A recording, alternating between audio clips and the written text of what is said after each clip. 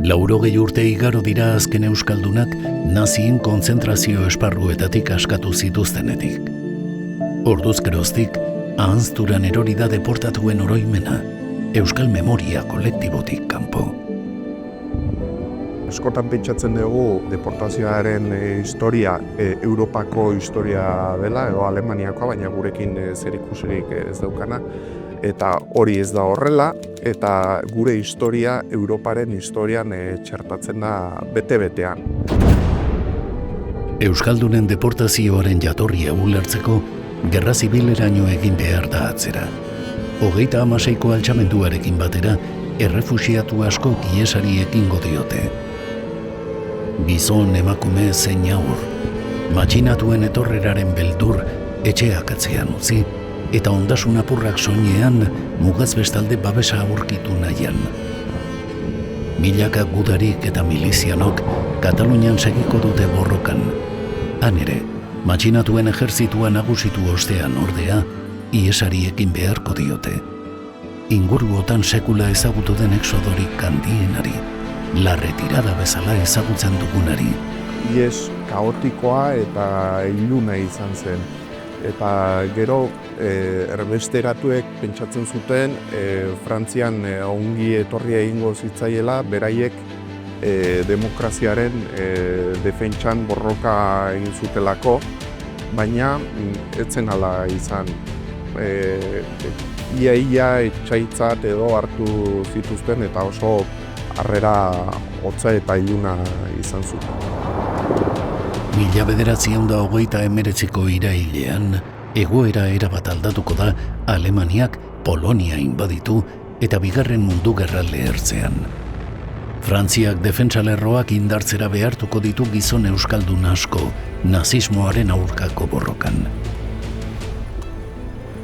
1940ko maiatzean, Hitlerrek Frantzia konkistatu, 3 milioi preso hartu, tartean 100 euskaldun, eta Alemaniara eramango dituzte atxilo.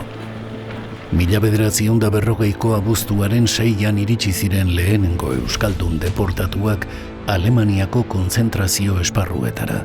Momentu horretan, denak Mauthausenera.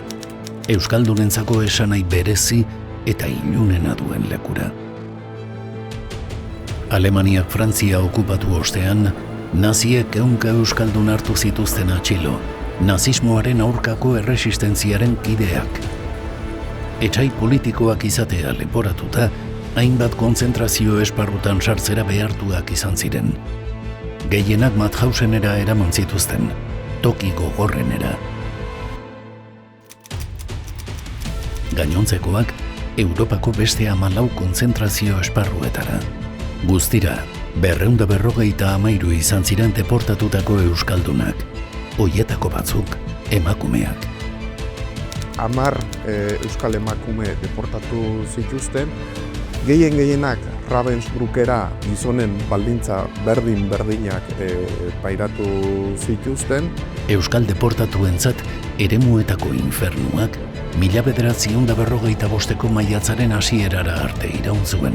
Soldadu aliatuak sartu zirenean, nazien deportazioari amaiera eman zitzaion. Euskal deportatuak askatu zituzten azkenengo zelaia Mauthausen izan zen, maiatzaren 5ean.